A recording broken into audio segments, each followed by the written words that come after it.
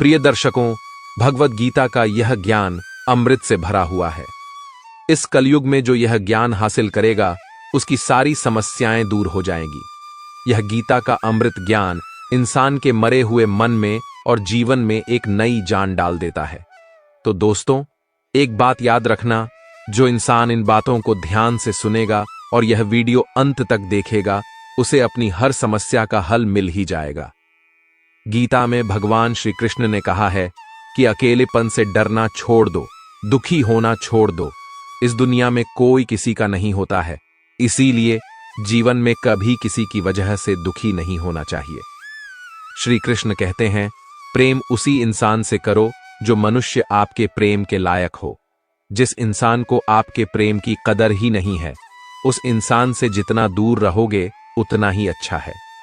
भगवद गीता में बताया गया है कि जो इंसान दूसरों को दुख देता है, दूसरों के साथ छल करता है, उस इंसान का अंत बहुत ही बुरा होता है। क्योंकि दुर्योधन ने पांडवों को जीवन भर दुख दिया, उनके साथ छल किया, हर पल पर उन्हें धोखा ही दिया, कभी ईमानदारी के साथ नहीं चल पाया, और उसका ऐसे परिणाम हुआ कि दुर्योधन की खुद की मृत्यु भी एक छल से ही हुई थी। इसीलिए श्री कृष्ण कहते हैं कि अगर कोई इंसान खुद को बहुत ज्यादा चालाक समझता है कि दूसरे को दुख देकर, तकलीफ देकर दूसरे को बेवकूफ बना दिया, तो याद रखना एक दिन उसके जीवन में भी ऐसा कोई आएगा जो उसे भी धोखा देकर चला जाएगा। क्योंकि जो जैसा कर्म करता है उसको वैसा ही फल भोगना पड़ता है। भगवद गीता में श्री कृष्ण ने कहा है कि जीवन में कोई आपको धोखा दे या आपको तकलीफ दे, तो उस इंसान की परवाह करना छोड़ दो और आप खुद भी दुखी होना छोड़ दो, बल्कि उससे कुछ सीख लो। मित्रों, इस दुनिया में लोग असलियत में वैसे नहीं होते जैसा आप उन्हें समझ लेते हैं। यहाँ पर लोग अपने मुंह पर मुखौटा लगाकर घूमते हैं। यहाँ हर इंसान खुद को अच्छा दिखाने के लिए कुछ भी कोशिश करता रहता है, लेकिन इस कलयुग में अच्छा बनने की कोशिश कोई भी नहीं करता है। आप किसी के साथ थोड़ा भी गलत व्यवहार करके देखो, सामने वाले का असली रंग आपके सामने आ जाएगा। या फिर आपकी जिंदगी में मुश्किल समय आने पर वक्त आपको उस इंसान का असली रंग दिखाएगा। इसीलिए यह बात याद रखना कि किसी पर भी जल्दी भरोसा नहीं करना चाहिए। किसी से भी जरूरत से ज्यादा उम्मीद नहीं लगानी चाहिए, क्योंकि बाद में सारी उम्मीदें टूट जाती हैं।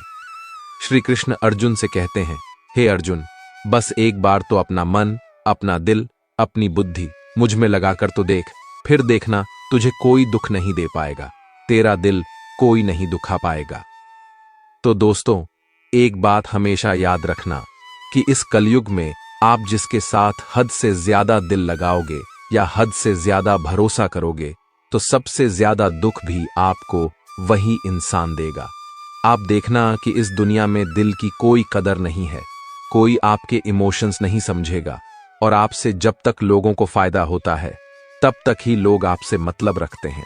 उसी टाइम लोग आपके साथ अच्छा व्यवहार करते हैं और आपसे मीठी मीठी बातें करते हैं।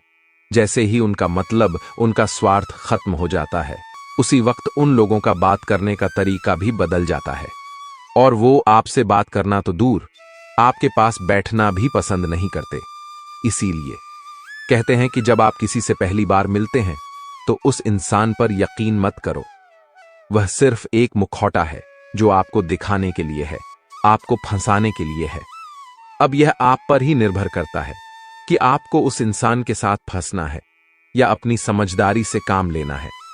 श्री कृष्ण गीता में कहते हैं कि आप अपने गुजरे हुए वक्त को, गुजरे हुए समय को भूल जाओ, क्योंकि अगर आप उस टाइम को याद करते हो तो खुद ही परेशान होने वाले हो। क्योंकि अगर आप गुजरे हुए वक्त के साथ जियोगे, वहीं दुख में जीते रहेंगे, तो आप पूरे जीवन में कभी भी खुश नहीं रह पाएंगे। जो समझदार इंसान होता है वह गुजरे हुए वक्त को भूल जाता है। भगवान श्री कृष्ण कहते हैं कि जब भी आप अपने जीवन में खुद को अकेला महसूस करते हो, तब गीता की इस सच्चाई को ठीक से समझ लेना कि आप दुनिया में अकेले ही आए थे और अकेले ही जाने वाले हो, और खाली हाथ आए थे और खाली हाथ ही जाना है। गीता में श्री कृष्ण अर्जुन से कहते हैं कि इस दुनिया में, इस कलयुग में, चाहे कोई इंसान मुझे माने या ना माने, लेकिन मैं उस मनुष्य का साथ कभी भी नहीं छोड़ता जो सुबह शाम मुझे याद करता है। इस दुनिया में जो भी है वह सब मेरी ही संतानें हैं, सब मेरे ही अंश हैं। इसलिए मनुष्य को, इंसान को, जानवरों को, सबको ईश्वर की ही संतान कहा जाता है।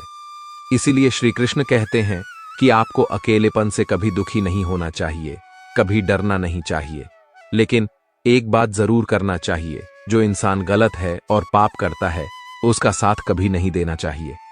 गीता में श्री कृष्ण कहते हैं कि मनुष्य का क्रोध ही मनुष्य का सर्वनाश कर देता है। क्रोधी इंसान का कोई मित्र नहीं होता है।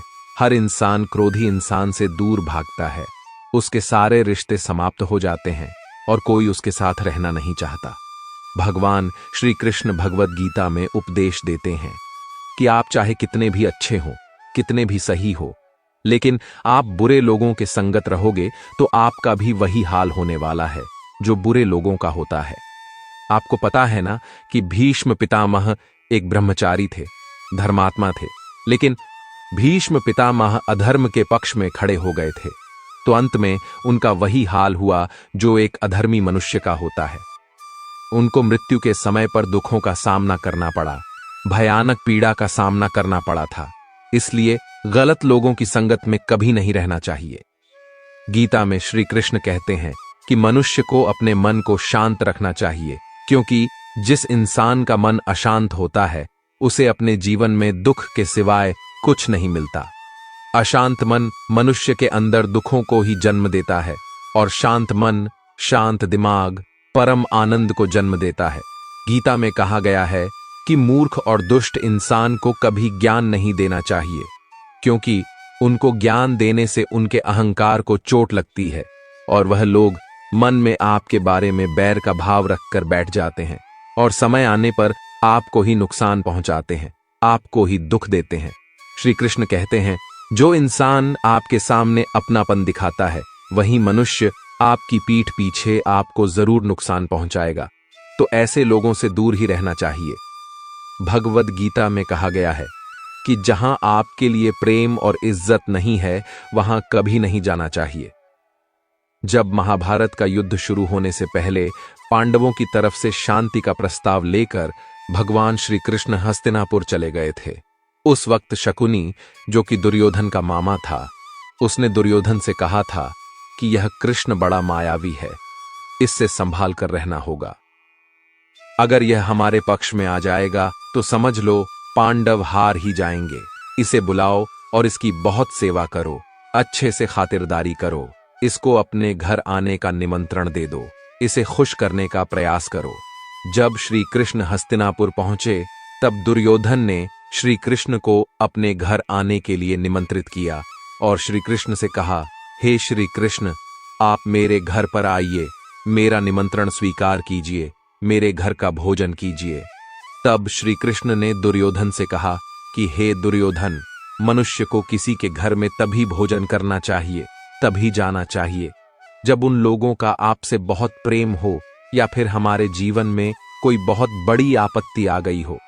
हे दुर्योधन, कान खोलकर सुन लें, ना मेरी जिंदगी में कोई आपत्ति आई है और ना ही तुम्हारा मुझ पर कोई प्रेम है, इसलिए मैं तुम्हारे घर तो कभी नहीं आना चाहूंगा।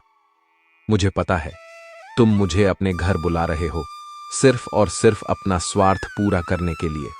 मैं कहता हूं कि मतलबी और स्वार्थी लोगों के घर पर कभी नहीं जाना चाहिए। प्रिय दर्शकों, इससे हमें यह शिक्षा मिलती है कि जिसके दिल में, जिसके हृदय में आपके लिए प्रेम नहीं है, इज्जत नहीं है, वहां आपको कभी नहीं जाना चाहिए। आपको सिर्फ उसी जगह जाना चाहिए जिस जगह पर आपकी कदर होती हो, आपको इज्जत मिलती हो और जहां आपको बहुत सारा प्रेम मिलता हो।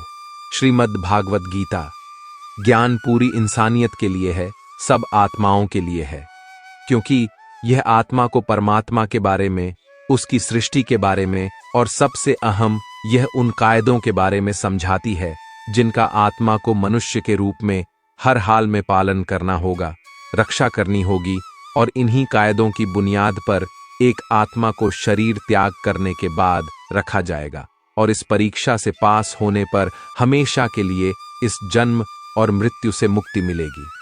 जो इंसान सच्चे दिल से इस श्रीमद् भागवत गीता ज्ञान को सुनता है, उसका जीवन सफल हो जाता है, उसका कल्याण हो जाता है। इतनी पवित्र है यह श्रीमद् भागवत गीता। भगवद गीता में कहते हैं कि मैं ही सबकी शुरुआत हूं, मैं शुरू से भी पहले था और सब खत्म होने के बाद भी रहूंगा। सब मुझ में है और मैं सब में हूं। जो भी तुम छू सकते हो, देख सकते हो या छू नहीं सकते, वह सब मैं ही हूं। ये नदियां, पहाड़, सूरज, ग्रह, चांद, सितारे सब मैंने बनाए हैं। मैंने ही भगवान, शैतान, राक्षस और इंसान बनाया है। मैं सर्वव्यापी हूं, सब में ही रहता हूं। मैं ही ब्रह्म बनकर सब बनाता हूं और रुद्र बनकर सब नष्ट कर देता हूं। भगवद गीता कहती है कि इस सबसे बड़ी परीक्षा के लिए परमात्मा ने प्रकृति का निर्माण 5 तत्व हवा, अग्नि, जल, पृथ्वी और आकाश से किया, जिन्हें हम छूकर, छककर, सुनकर और देखकर हम समझ सकते हैं। पर खुद परमात्मा इन 5 इंद्रियों की समझ से बाहर हैं। उन्हें आत्मा इंद्रियों से नहीं जान सकती। आत्मा 5 इंद्रियों के साथ वैसा ही है जैसे एक लोहे का रोबोट, जिसे अपने बनाने वाले का कोई पता नहीं। अर्जुन को भी परमात्मा का विराट रूप देखने के लिए भगवान कृष्ण ने दिव्य नेत्र दिए। भगवद गीता समझाती है कि आत्मा अजन्मी है, इसे कोई मार नहीं सकता, कोई जला नहीं सकता, डूबा नहीं सकता, काट नहीं सकता। लेकिन आत्मा को परमात्मा के साथ हमेशा रहने के लिए यह परीक्षा रूपी जीवन में बैठना ही पड़ेगा। इस परीक्षा के लिए परमात्मा को छोड़कर आत्मा को पृथ्वी पर किसी न किसी रूप में जन्म लेना पड़ता है और 84 लाख योनियों को जीने और भोगने के बाद एक आत्मा को मनुष्य का शरीर और दिमाग मिलता है। इस सबसे बड़ी मर्यादाओं की परीक्षा में बैठने के लिए हर मनुष्य को इस पूरी परीक्षा के दौरान तरह तरह की अच्छी और बुरी भावनाओं के चक्रव्यूह में अपने ही भाई बहन और मित्रों के साथ डाला जाता है, जिसमें हर आत्मा को अपने अंदर के तामसिक और राजसिक अवगुणों से निकलकर सात्विक जीवन में प्रवेश करने के मौके मिलते हैं। हमारे तामसिक गुण वह है जो हमारे अंदर हीन भावना पैदा करके हमें खुद को ही नुकसान पहुंचाते हैं, और हमारे राजसिक गुण हमें ईर्ष्यालु और लोभी बनाकर दूसरों के प्रति नुकसान पहुंचा सकते हैं। इस परीक्षा के दौरान हर आत्मा को तामसिक और राजसिक गुणों को खत्म करके अपने सात्विक गुणों से परिचित होना पड़ेगा। सात्विक गुण वह है जो आत्मा को अपने आसपास की हर चीज से जोड़े रखती है और उन्हें प्यार करना सिखाती है। परीक्षा के दौरान हर आत्मा को जीवन के 4 स्तंभ धर्म, अर्थ, काम और मोक्ष का ज्ञान पाकर ही मुक्ति मिलती है। यही वह द्वार है जिन्हें समझकर ही आत्मा परमात्मा को समझ सकती है। पहला द्वार धर्म का है और शेर इसका प्रतीक है। धर्म वही है जो गीता में लिखा हुआ है, धर्म वही है जो धारण किया हुआ है, जिसे आपका दिल मानता है, जैसे झूठ नहीं बोलना, चोरी नहीं करना, भगवान का निरादर नहीं करना, दूसरों को नुकसान नहीं देना। यही सब धर्म है और हर आत्मा को अपने जीवन काल में हर समय धर्म का पालन करना होगा और उसकी रक्षा करनी होगी। दूसरा द्वार अर्थ का है और घोड़ा इसका प्रतीक है। हर आत्मा अपने हर जीवन काल में अपने पृथ्वी पर होने का अर्थ या मूल कारण समझेगी। इस जिंदगी में भोगने वाली चीजें और रिश्तों का आनंद लेंगे। अच्छा बेटा और अच्छी बेटी, अच्छा भाई या अच्छी बहन, अच्छा पति या अच्छी पत्नी बन के हर रिश्ते पर खरा उतरना होगा और इस परीक्षा को पास करेगी। तीसरा द्वार काम का है। भगवद गीता समझती है कि हर मनुष्य के अंदर काम, क्रोध, लोभ, मोह, अहंकार और ईर्ष्या जैसी 6 भावनाएं हमें अपने और दूसरों के प्रति नुकसान पहुंचा सकती हैं। इन भावनाओं को हर मनुष्य को हमेशा अपने नियंत्रण में रखना होगा, क्योंकि इनके भाव में किया हुआ कोई भी काम हमारे जीवन भर की परेशानी का कारण बन सकता है। और एक आत्मा संतोष और सादगी से इन भावनाओं पर हमेशा के लिए विजय पा सकती है। चौथा स्तंभ मोक्ष का है और हाथी इसका प्रतीक है। इस परीक्षा रूपी जीवन में हर मनुष्य हर समय कुछ इच्छाएं रखता है। कुछ इच्छाएं एक ही जन्म काल में पूरी हो जाती है, पर कुछ अधूरी रह जाती है और उनको पूरा करने के लिए आत्मा को वापस पृथ्वी पर आना पड़ता है। पूरी भगवद गीता हमें समझाती है कि हमारी इच्छाएं ही मूल कारण है हमारे पृथ्वी पर वापस आने का, और अगर हम कोई भी इच्छा न रखें तो हम इस जीवन और मृत्यु से मुक्त हो सकते हैं। यह द्वार माफी का भी है। जिन्होंने आपके साथ बुरा किया उनको माफ करके, और जिनके साथ आपने बुरा किया उनसे माफी मांगकर मुक्ति पाई जा सकती है। जब तक आत्माएं इन चारों दरवाजों धर्म, अर्थ, काम और मोक्ष को समझ नहीं लेती, तब तक इस आत्मा को बार बार मनुष्य के रूप में आना ही पड़ेगा। परीक्षा का समय खत्म होते ही आत्मा शरीर और अन्य सब वस्तुओं का त्याग कर देती है। जो भी संसार में रहकर बनाया वो अब किसी और का ही होगा, और आत्मा अपने कर्मों के फैसले के लिए चली जाती है। आत्मा के अच्छे बुरे कर्मों का हिसाब होता है। अपने अच्छे कर्मों के लिए आत्मा कुछ वक्त के लिए स्वर्ग और दुष्कर्मों के लिए नर्क चली जाती है। नर्क में आत्मा को अपने पापों के अनुकूल सजाएं मिलती है, पर सजा खत्म होने के बाद आत्मा को फिर से एक नया शरीर और नया दिमाग मिलता है। इस परीक्षा में फिर से बैठने के लिए, और हर परीक्षा में वही सब फिर दोहराया जाएगा। जिंदगी के चार स्तंभ धर्म, अर्थ, काम और मोक्ष को समझने के लिए हर जन्म में अपने कई जन्मों के कर्मों के हिसाब से हर आत्मा को कभी अच्छे तो कभी बुरे हालातों से जाना पड़ता है। लेकिन जब तक आत्मा परमात्मा के साथ योग को नहीं समझ लेती, तब तक वह मुक्ति नहीं पा सकती। भगवद गीता समझाती है कि मनुष्य अपने शरीर, दिमाग या दिल से भगवान को पा सकता है। शरीर द्वारा किए कर्मों के माध्यम से परमात्मा को पाने को कर्म योग कहते हैं। ऐसे कर्म जो परमात्मा की इच्छा से हो और दूसरों के कल्याण के लिए हो। वाल्मीकि ने रामायण लिखकर, श्रवण ने अपने माता पिता की सेवा और उन्हें चार धाम की यात्रा कराकर अपने कर्मों द्वारा परमात्मा को पाया। श्रीमद् भगवद गीता समझाती है कि एक आत्मा दिमाग से भी परमात्मा के साथ योग लगा सकती है। इसे राज्य योग कहते हैं, क्योंकि दिमाग या मस्तिष्क सब इंद्रियों का राजा है। एक मनुष्य अपनी आस्था, श्वास प्रणाली, अभ्यास, साधना और तपस्या से परमात्मा को इस योग के रास्ते पा लेता है। इस योग को समझने के लिए हमें अपने अंदर की शक्तियों यानी चक्र और कुंडलिनी को समझना पड़ेगा। आत्मा मस्तिष्क से ध्यान लगाकर परमात्मा के साथ योग लगा सकती है। शंकराचार्य, स्वामी परमहंस, स्वामी विवेकानंद और उनके जैसे कई योगी इस योग के रास्ते परमात्मा के साथ ध्यान लगा पाए। भगवद गीता में कहते हैं कि अगर किसी आत्मा को धर्म और योग कुछ भी समझ ना आए, पर अगर वो मेरी शरण में आ जाए तो मैं उसके सारे पाप माफ कर देता हूं। परमात्मा को ऐसी दिल की गहराइयों से पुकार के पाने को भक्ति योग कहते हैं। चैतन्य महाप्रभु, मीराबाई और भगवान हनुमान इस योग के सबसे बड़े उदाहरण हैं।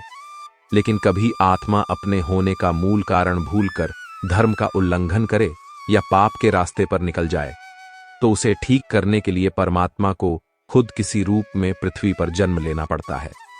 गीता में भगवान श्री कृष्ण महाराज ने संदेश दिया है कि अवश्य में भोक्ता व्यंग कम कृतम शुभाशुभ।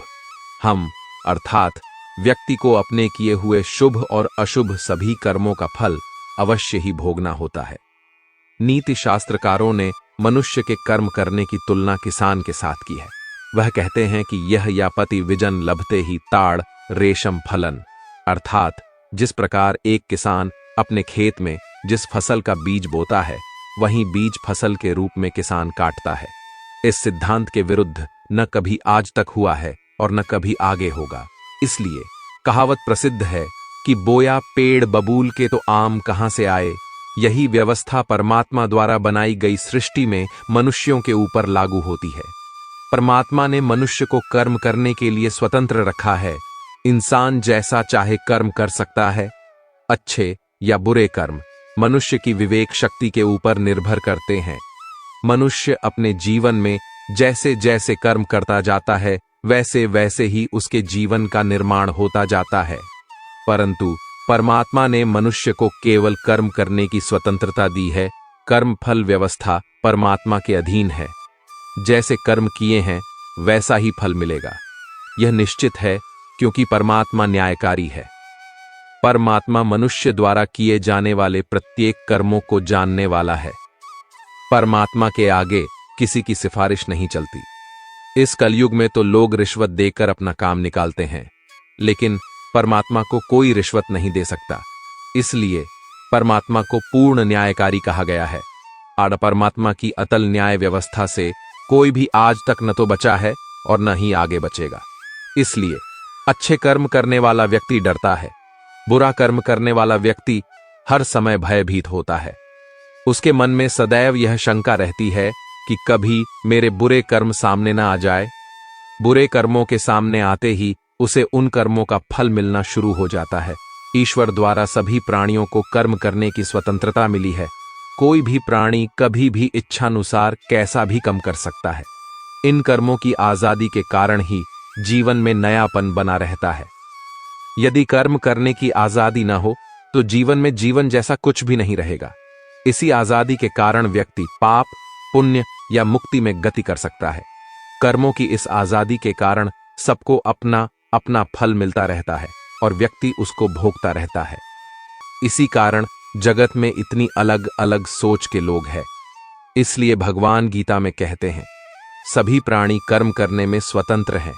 व्यक्ति कई प्रकार के कर्म करता है, जिनमें अधिकतर कर्म बांधने वाले होते हैं।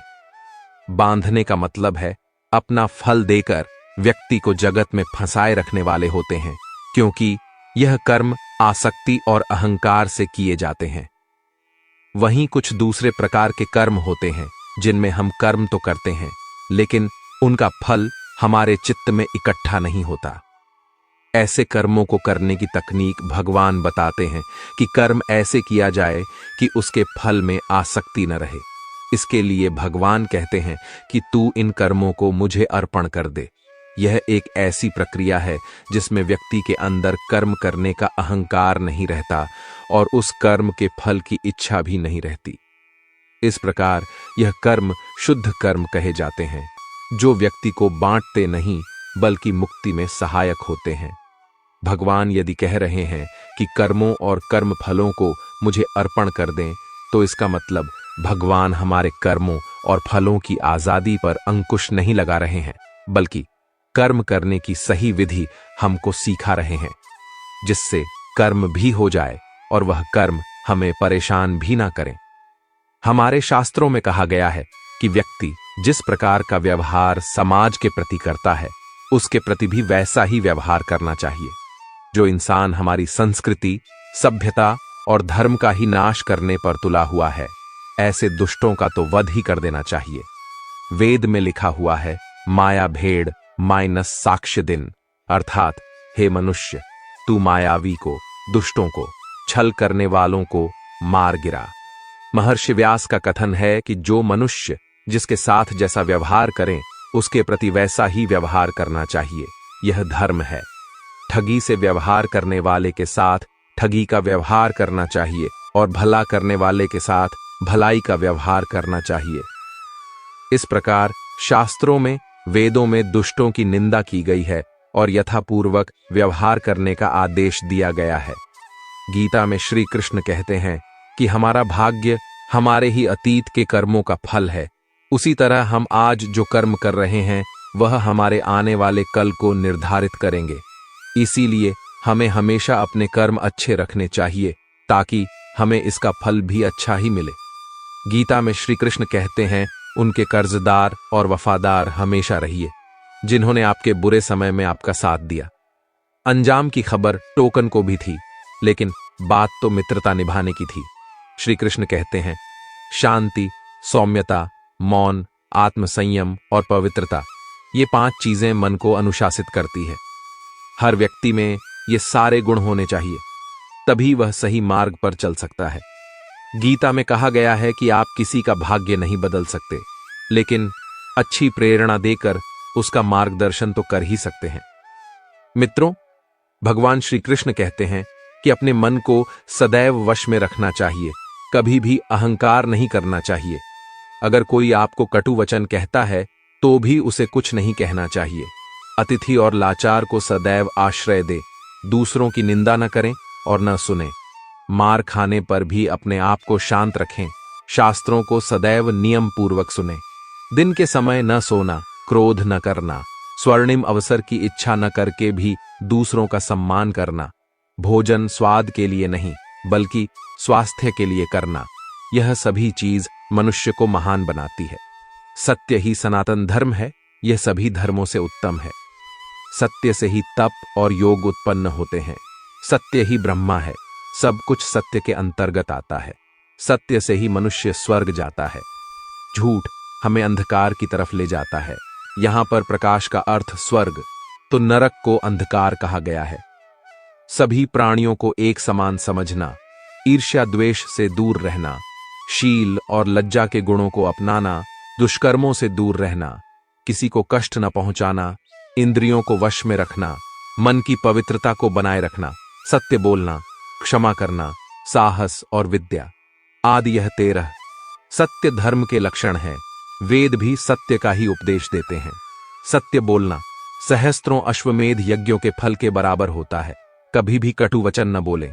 सदैव ऐसे वचन बोलो जो दूसरे को अच्छे लगे। बुरा बोलना, निंदा करना, भला बुरा कहना, यह सब त्याग देना चाहिए। दूसरों का सम्मान न करना, अहंकार दिखाना, ये सभी अवगुण होते हैं।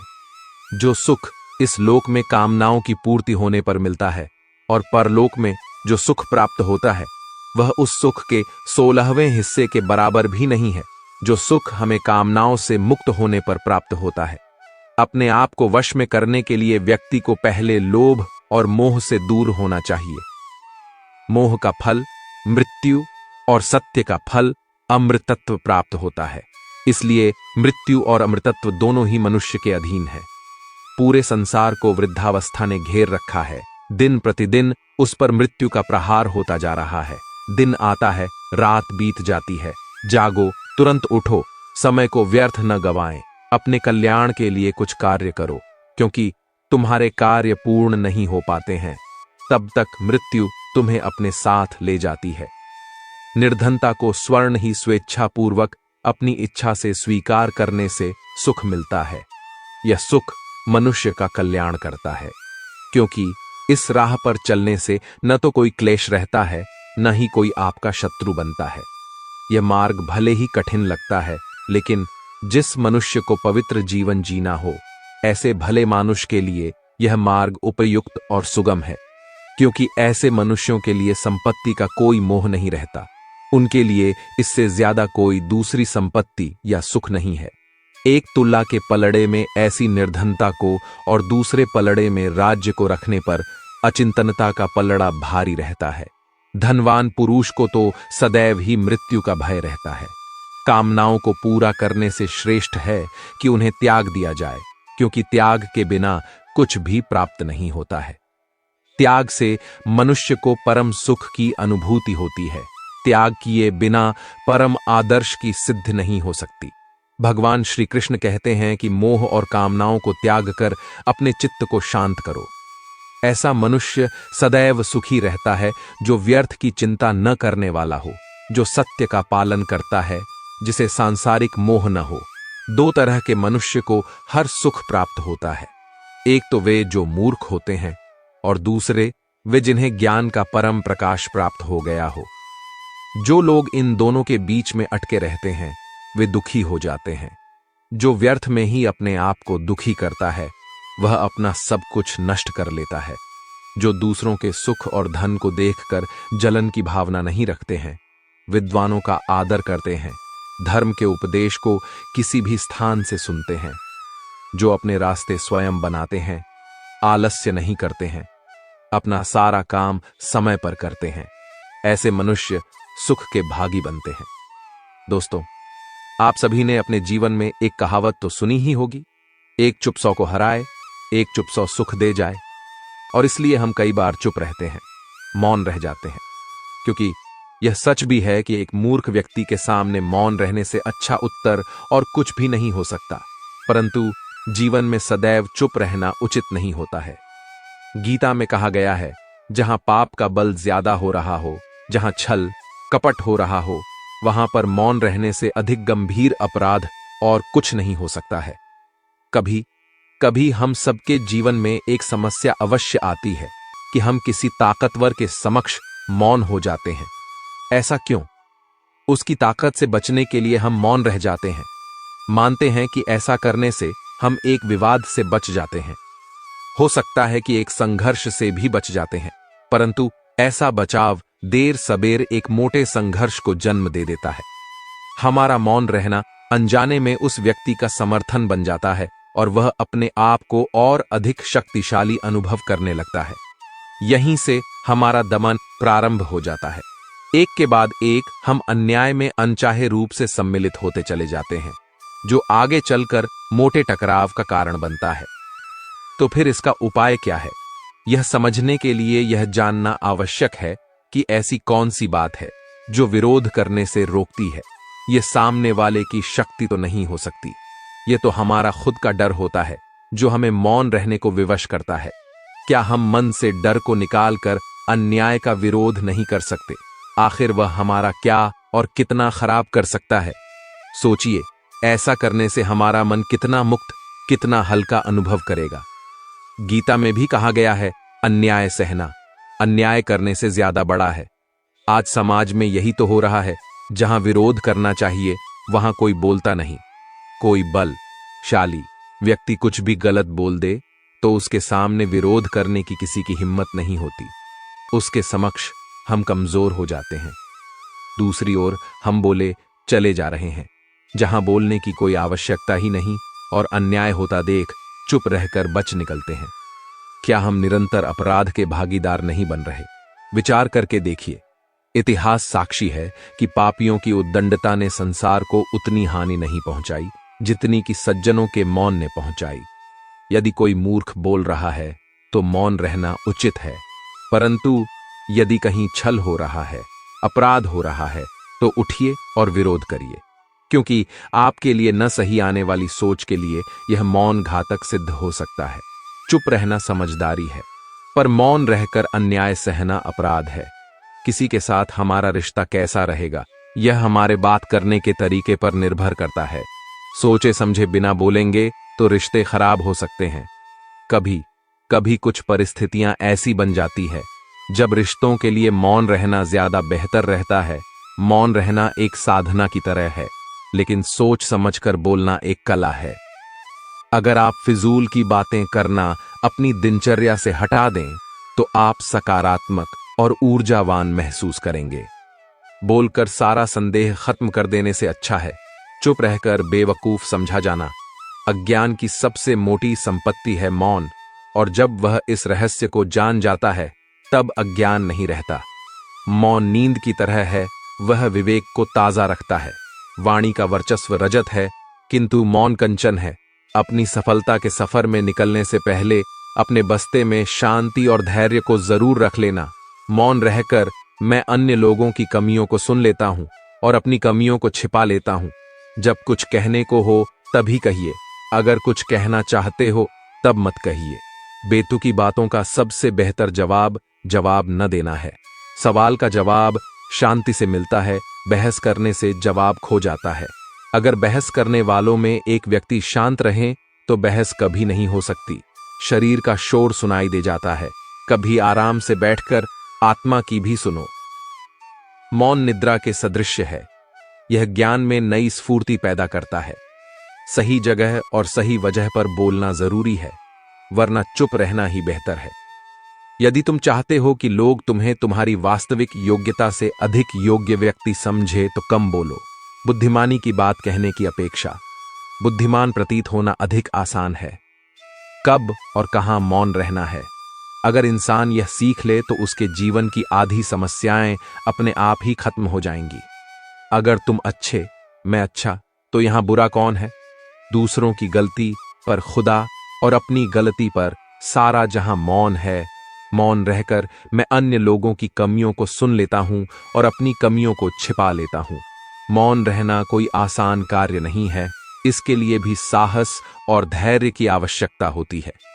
मौन क्रोध का दमन करने में व्यक्ति की जितनी सहायता करता है उतना अन्य कोई नहीं सहायता करता है। मुझे कभी इसका खेद नहीं हुआ कि मैं मौन क्यों रहा, परंतु इसका खेद अनेक बार हुआ कि मैं बोल क्यों गया। मैंने लंबे समय से माना है कि चुप्पी नुकसान का उपाय है, मौन खाली नहीं है, यह उत्तरों से भरा है। जब आप अकेले होते हैं तो आप नाराज नहीं हो सकते। अनुभव हमें सिखाता है कि मौन लोगों को सबसे ज्यादा दमदार बनाता है। सत्य दुख देता है, लेकिन मौन मार देता है। लोग अपनी आत्मा का सामना करने से बचने के लिए कुछ भी करेंगे। मौन रहकर आप कई समस्याओं से दूर रह सकते हैं। विधाता ने मौन को अज्ञानता का आवरण बनाया है। यह ज्ञानियों की सभा में अज्ञानियों का आभूषण है। मौन में शब्दों की अपेक्षा अधिक शक्ति होती है। अगर आप दूसरों के विचारों पर नियंत्रण पाना चाहते हैं, तो सर्वप्रथम अपने विचारों पर नियंत्रण कर लिया जाए। अपने विचारों पर नियंत्रण करने का सबसे आसान तरीका है कम बोलना या मौन रहना। इस दुनिया में वह इंसान सबसे ज्यादा सुखी और समृद्ध होता है जो क्रोध आने पर खुद को मौन रख सके। जिन्हें आपको गलत ही समझना है, वह लोग आपके मौन का भी गलत अर्थ निकाल ही लेंगे। विधाता की अदालत में वकालत बहुत ही न्यारी है। खामोश रहकर कर्म कीजिए, सबका मुकद्दमा जारी है। यदि किसी प्रश्न का उत्तर आपको पता नहीं है, तो ऐसे में मौन रहना ही बुद्धिमानी है। कभी मौन रहकर देखो, इससे भी चमत्कार होता है। जब आपको नहीं पता कि किसी विशेष अवसर पर क्या कहना है, या आपको किसी विशेष घटना के बारे में केवल आधा अधूरा ज्ञान है, तो ऐसे अवसर पर भी आपको चुप रहना चाहिए। ऐसा व्यक्ति जो आधा अधूरा ज्ञान होने के बाद भी उस विषय पर बात करता है, वह अक्सर उपहास का पात्र बन जाता है। ऐसे व्यक्ति को कोई भी गंभीरता से नहीं लेता है। केवल वही व्यक्ति अपनी बात प्रभावी ढंग से रख सकता है जिसे उस विशेष घटना या विषय का गहरा ज्ञान हो। इसीलिए यहां वहां से प्राप्त आधी अधूरी जानकारी के आधार पर कभी भी लोगों को समझाने की कोशिश नहीं करनी चाहिए। जब कोई व्यक्ति आपके सामने किसी तीसरे व्यक्ति की बुराई कर रहा हो, तो ऐसी स्थिति में आपको चुप रहना चाहिए। आपको कभी भी ऐसी नकारात्मक बातचीत का हिस्सा नहीं बनना चाहिए, क्योंकि आज वह व्यक्ति जो कर रहा है आपके सामने किसी तीसरे व्यक्ति की बुराई, कल किसी और के सामने आपकी भी बुराई करेगा। और इस बात की अधिक संभावना है कि आज आपने जिस तीसरे व्यक्ति की बुराई की है, उसे भी इस बात का पता चल जाते तो आप पर ही मुसीबत आ सकती है। इसलिए जब भी कोई किसी दूसरे व्यक्ति की बुराई करे या उसके गलत समय का मजाक बनाए, तो आपको बस उसकी बात सुननी है, अपनी राय नहीं देनी है। अगर आप ऐसा करें तो भविष्य में आपके लिए समस्याएं हो सकती हैं। जब कोई आप पर क्रोध और घृणा से चिल्लाता है, आपका अपमान करने की कोशिश करता है, तो ऐसी स्थिति में आप दूसरे व्यक्ति की क्रोध और घृणा को चुप रहकर कम कर सकते हैं। चुप रहकर भी आप स्थिति को खराब होने से रोक सकते हैं। जब आप ऐसा नहीं करते हैं और दूसरे व्यक्ति के क्रोध का उत्तर क्रोध से दे देते हैं, तो परिणाम काफी भयंकर होता है। यदि आप उस समय चुप रहते हैं, तो यह बात उस क्रोधी व्यक्ति के दिल में महसूस होती है। जब क्रोध शांत हो जाता है, तो वह अपनी गलती पर पछताता है और इस बात की भी संभावना ज्यादा हो जाती है कि वह आगे आकर आपसे माफी मांगे। अपनी गलती के लिए अगर वह माफी नहीं मांगता है, तो वह अंदर से दोषी महसूस करने लगता है और फिर अगली बार आप पर गुस्सा करने या नफरत करने से पहले कई बार सोचता है। लेकिन आपको हर हाल में या हर समय चुप भी नहीं रहना चाहिए।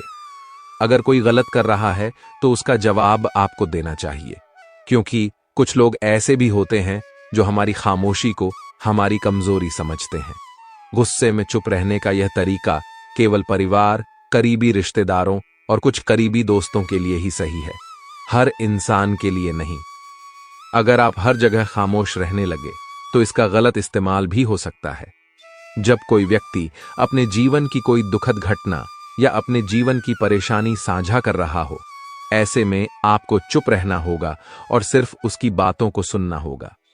ज्यादातर लोग ऐसे हैं कि उनके सामने किसी ने उनकी समस्या सुनाई नहीं कि उन्होंने समाधान देना शुरू कर दिया। हालांकि जब कोई व्यक्ति अपनी समस्या हमारे साथ साझा कर रहा है, तो वह हमसे किसी सुझाव की उम्मीद नहीं करता है। वह चाहता है कि हम उसकी बात ध्यान से सुनें, क्योंकि जब हम उनकी बात सुनते हैं, उस व्यक्ति को आंतरिक शांति मिलती है। उसे लगता है कि कोई मेरी बातों को समझता है। अधिकांश समय जब लोग अपनी समस्याओं को हमसे साझा करते हैं, तो भी हमें केवल अपनी बात बताना चाहते हैं। वे हम हमें से किसी भी प्रकार की सलाह नहीं चाहते, क्योंकि वे पहले से ही सभी तरह की सलाह जानते हैं जो हम उन्हें देने जा रहे हैं। मुसीबत के समय किसी व्यक्ति को सांत्वना देने का सबसे अच्छा तरीका उस व्यक्ति की बात को ध्यान से सुनना है। जब हम बिना ध्यान दिए लोगों की बातों को ध्यान से सुनते हैं, बिना किसी सलाह के, तब उनकी आंखों में हमारे लिए सम्मान और स्नेह का भाव पैदा हो जाता है। उन्हें लगता है कि हम अधिक गंभीर, बुद्धिमान और शांत दिमाग वाले लोग हैं। इसलिए अब जब भी कोई अगली बार आपको अपनी समस्या बताए, तो बस उसकी बातों को ध्यान से सुने और जब तक वह आपसे न मांगे, उसे किसी प्रकार की सलाह न दें। जब आप कम बोलते हैं, तो लोग आपकी ओर अधिक आकर्षित होते हैं कि आप कौन हैं और आप क्या सोचते हैं।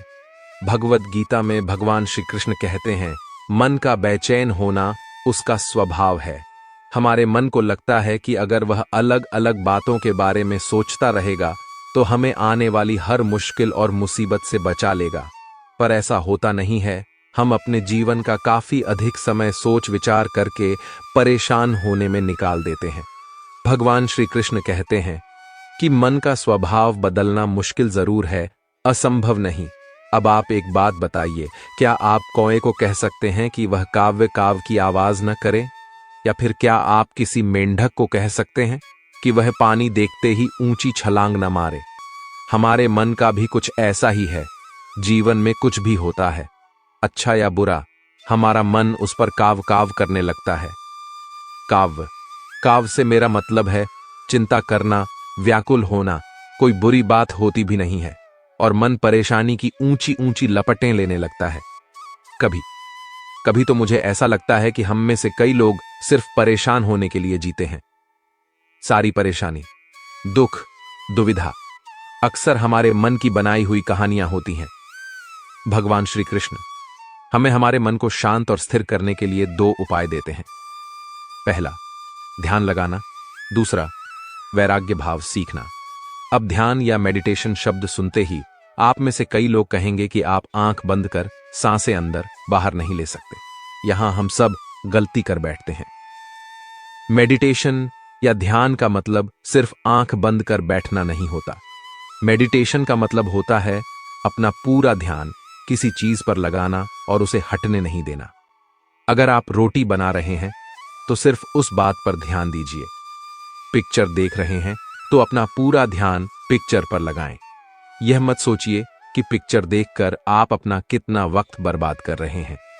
जब आप जीवन के हर छोटे मोटे काम को पूरे ध्यान से करते हैं तो आपका जीवन ही एक मेडिटेशन बन जाता है। ऐसे जीवन में शांति, स्थिरता, साहस और सफलता का होना अनिवार्य है। वैराग्य भाव। दूसरा उपाय, वैराग्य का अर्थ यह नहीं कि आप सब कुछ त्याग कर जंगल में जाकर बैठ जाएं। वैराग्य का सच्चा अर्थ है कि आप जो काम कर रहे हैं उसका क्या नतीजा या रिजल्ट निकलेगा, उसकी चिंता ना करें। जैसे अगर आपने कोई इंटरव्यू दिया, आप यह कर सकते हैं कि पूरे मन से तैयारी करें और अपना बेस्ट देकर आ जाए। वह नौकरी मिलना या ना मिलना आपके हाथ में नहीं है। इस नतीजे के पीछे अलग अलग चीजें हैं जो आपके बिल्कुल कंट्रोल में नहीं है। तो जिस चीज के बारे में आप कुछ कर नहीं सकते हैं, उसके बारे में चिंता भी ना करें।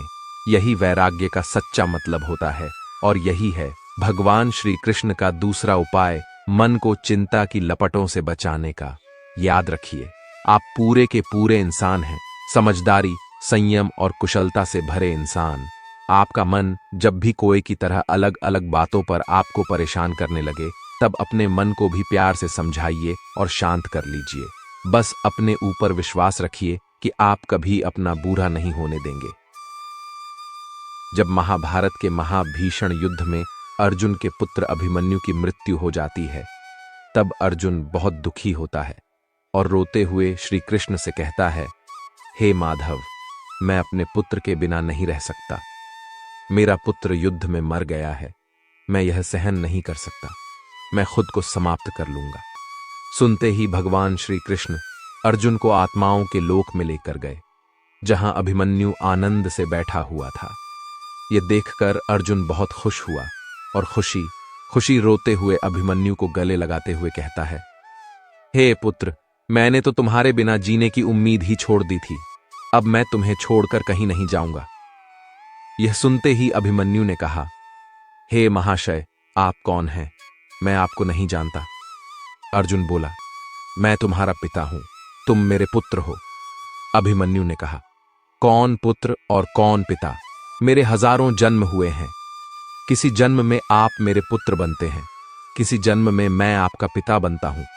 आत्मा का ना कोई पिता होता है, ना ही कोई माता।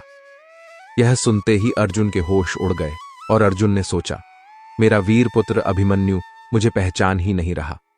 उसी वक्त अर्जुन का सारा पुत्र मोह खत्म हो गया। तभी श्री कृष्ण ने अर्जुन को समझाते हुए कहा, अर्जुन, इस जग में कोई अपना और पराया नहीं होता। तुम बस अपना कर्म करो, किसी के मरने पर बिल्कुल भी शौक मत करो। भगवान कृष्ण अर्जुन से कहते हैं, कर्मण्येवाधिकारस्ते मां फलेषु कदाचन मां कर्म फल हेतु घुमाते संगोष्ठी कर्मण। अर्थात कर्म ही पूजा है, कर्म ही भक्ति है, इसलिए कर्म को पूरे मन से करना चाहिए।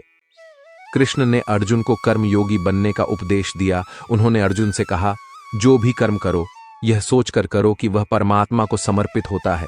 मृत्यु से भय व्यर्थ है, मृत्यु का भय हर व्यक्ति को होता है। भगवान कृष्ण कहते हैं, संसार के निर्माण के बाद से ही जन्म और मृत्यु का चक्र चलता रहा है और यह प्रकृति का नियम है। जो जन्म लेता है उसकी मृत्यु अवश्य होती है और मृत्यु के बाद जन्म अवश्य होता है।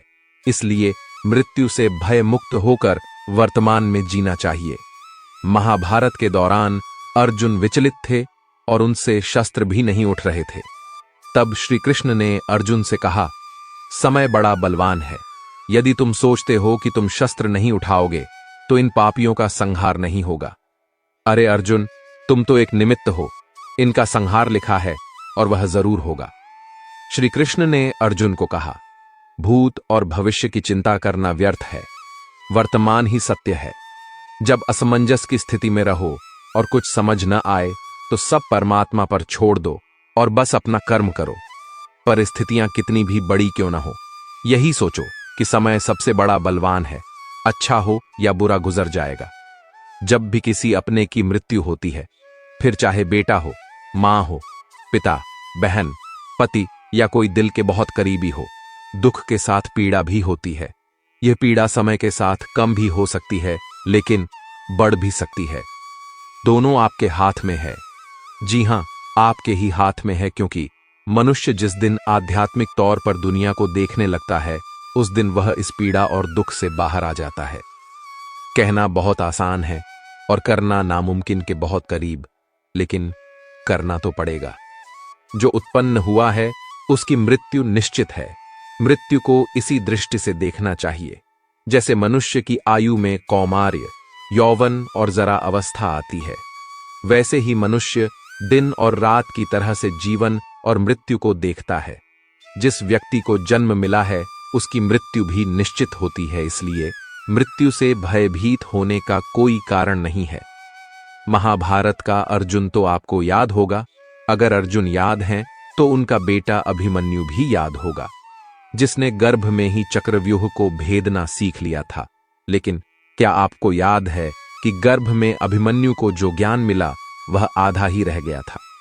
इसका कारण था कि अभिमन्यु की माता यानी सुभद्रा बीच में ही सो गई थी और इसी कारण अभिमन्यु को चक्रव्यूह भेदना तो आता था, लेकिन उससे बाहर निकलना नहीं। यह सब पहले से ही तय था, क्योंकि अभिमन्यु ने जिस शरीर के रूप में जन्म लिया उसकी मृत्यु पहले से ही निश्चित थी। अभिमन्यु की मृत्यु के वक्त अर्जुन बहुत परेशान हुए थे। तब श्री कृष्ण ने अर्जुन को एक स्वप्न दिखाया। उसमें अर्जुन ने देखा कि कृष्ण चतुर्भुज रूप में शेष शैया पर शयन कर रहे थे और अभिमन्यु उनकी सेवा में रत था। अर्जुन, अभिमन्यु, अभिमन्यु कहते हुए उसके पास तक गए, लेकिन अभिमन्यु ने उनसे कहा कि वह जन्म तो मेरा सामयिक जन्म था, शाश्वत नहीं। मैं कुछ दिनों के लिए अभिमन्यु बन गया था, लेकिन मैं सचमुच अभिमन्यु नहीं हूं। तो अर्जुन की समझ में आया कि कोई भी आत्मा यदि किसी के शरीर को कुछ समय के लिए धारण कर लेती है तो वह उसका शाश्वत रूप नहीं होता। जैसे एक व्यक्ति किसी नाटक में कोई किरदार निभाता है तो वह एक सामयिक पात्र होता है, न कि शाश्वत। जितने दिन नाटक चलता है उतनी देर वह उस पात्र की एक्टिंग करता है। नाटक समाप्त हो जाने के बाद वह अपने उस पात्र को भूल जाता है। वास्तव में मृत्यु तो ईश्वर से मिलन का रास्ता है। इस पर शोध करना मनुष्य की प्रवृत्ति है, लेकिन शोक में डूबकर खुद को पीड़ा देना जायज नहीं। इस पीड़ा से यदि बाहर आना है तो यह सोचें कि हमने जिस अपने को खोया है वह इस नश्वर संसार से गया है, या तो ईश्वर में मिलने या फिर से एक नया जन्म लेने। यदि मृत्यु भयावह होती तो जन्म का अस्तित्व ही नहीं रहता, क्योंकि यह आत्मा ही तो है जो एक शरीर त्याग कर दूसरे शरीर के रूप में जन्म लेती है। आपका अपना किसी न किसी रूप में कहीं जन्म लेगा और उसे और आपको पीड़ा न हो, इसलिए ही तो पूर्ण जन्म के बाद पिछले जन्म की यादें नष्ट हो जाती हैं या धुंधली रह जाती है। हमारे साथ एक सच्चाई हमेशा रहेगी, वह है जन्म लिया है तो मृत्यु जरूर आएगी। उसका समय भी निश्चित है और स्थान भी। अब उसे हम समय से पहले मान लें या सही समय पर, यह हमारी समझ है, क्योंकि जिसकी जितनी उम्र है उसी उम्र को जीकर इस संसार से विदा लेगा। प्रकृति का यही नियम है। इसे मानना मुश्किल है, लेकिन इसे नकारना नामुमकिन। कान्हा कहते हैं, मैं धरती की सुगंध में, अग्नि की ऊष्मा में, सभी जीवित प्राणियों का जीवन और सन्यासियों का आत्म संयम ही मैं हूं। भगवान कहते हैं, जो मनुष्य गीता के रहस्य को भक्तों को धारण करवाता है और उनमें इसका विस्तार एवं प्रचार करता है, वह मनुष्य मुझे अत्यधिक प्रिय है। तो मित्रों, श्री कृष्ण के इन अनमोल विचारों को अपने जीवन में जरूर अपनाएं। और अगर आपको ये वीडियो पसंद आया तो इसे एक लाइक करें और इस दिव्य ज्ञान को अपने मित्रों के साथ शेयर करें। और आपका एक लाइक और शेयर हमें बहुत ज़्यादा प्रेरणा देता है। ऐसे ही ज्ञानवर्धक वीडियोस देखने के लिए हमारे चैनल जीवन इंस्पायर्ड बाय गीता को सब्सक्राइब करें और बेल नोटिफिकेशन को ऑल पर सेट करें, ताकि आपको हमारी वीडियो सबसे पहले मिल सके। और कमेंट बॉक्स में जय श्री कृष्ण अवश्य लिखें। अंत तक देखने के लिए आपका बहुत बहुत धन्यवाद। जय श्री राधे कृष्ण।